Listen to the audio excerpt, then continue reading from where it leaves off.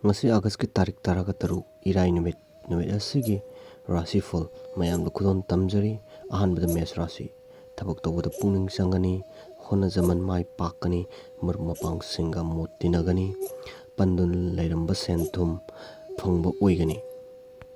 Rashi karigumba hiramamada puning lupsingani ngasigi ona sendong leitaba haibda oigani wa ngangbada section vdio natrabadi mayamna lana ubigani karwa tawba singi oinadi kudakta kalakpa wakanse fataba oi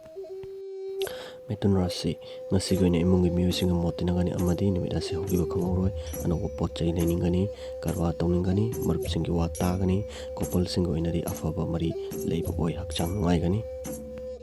Rashi karwa tawba singi oinadi sendong leiroi social media use tawba singi di section view nahaka loinaba miyusinga wakan mandaba khara leigani aduga argument gumba tawbiganu lamchatpada section view Rashi sentum ojo oidak leigani Pakhang lesab sing oina di nungsi mari set kani mayang wi thabak tawbada puning sangani ngasi goni yamna puning hakchang nungai ba haibda oigani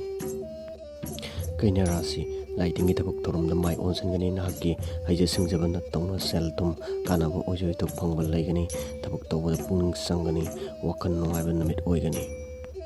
Rashi business tawba miyoi singi oina di business ka mari linaba thabakta mapung phadaba leigani sentum nahang hanadagi khalambadi sangdagi satpa oigani lamnamba wakan khanma leigani karigumba misak amadagi anoba pau tagani Rashi wakan charangnaba khara leigani nagi thabak tawramda ayetpa wakai pirakpa leigani hakchang oinadi nungaigani atopa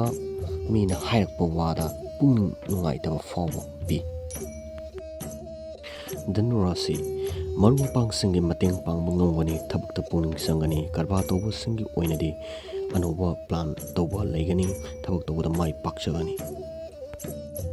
Rashi thabak tawbada hatu tawbigano anoba wakan pokpadi lei stock market tawba miyusingi oinadi hena paisa thadaningba leigani aruba thabak thoromsingda mai pangna loisinba ngamgani yeknababu joy tawba numit oi Rashi thabak tawbada daita lokjaba ngamgani adubu jainaba kharadi face tawgani isai nomaida puning changba numit oi Rashi anoba gyan loksing phangba ngamjagani nahasingi oinadi ngasigi oina oijoida phangba thabak tawbada mai pakpa numit oi channel asibu nungai birabadi like subscribe tawbiramo anoba video singa loinana puthoknba honajage ngasigi oinadi kainarsi